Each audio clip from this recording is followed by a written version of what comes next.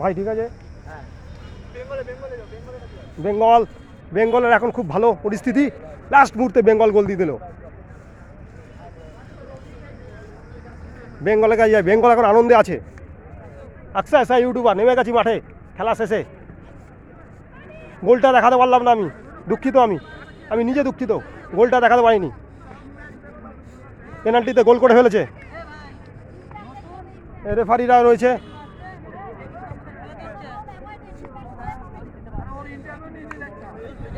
গোলটা কে দিল পেনাল্টিতে ভাই?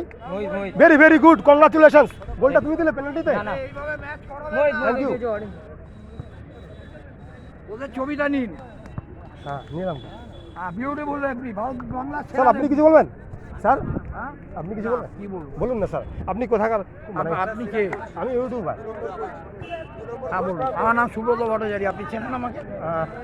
না পটলা ডাকতাম। আচ্ছা কংগ্রাচুলেশনস, আপনারা জিতলেন। আমরা জিতলাম না, আমরা মানে ড্র draw করলাম করলেন, ম্যাচটা। শেষ আমাদের মুহূর্তে। হারা ম্যাচ হ্যাঁ, মানে হ্যাঁ। জেতা ম্যাচ প্রথম হবে 3 গোল হয়। হ্যাঁ সেই গোল ছেড়ে 1 গোল দেখলাম তো, আমি দেখলাম, সব দেখেছি। তারপর খুব ভালো, বিউটিফুল করে গেল সেকেন্ড বিউটিফুল হাফটা তো পুরো আমরা খেলি। মুভমেন্ট।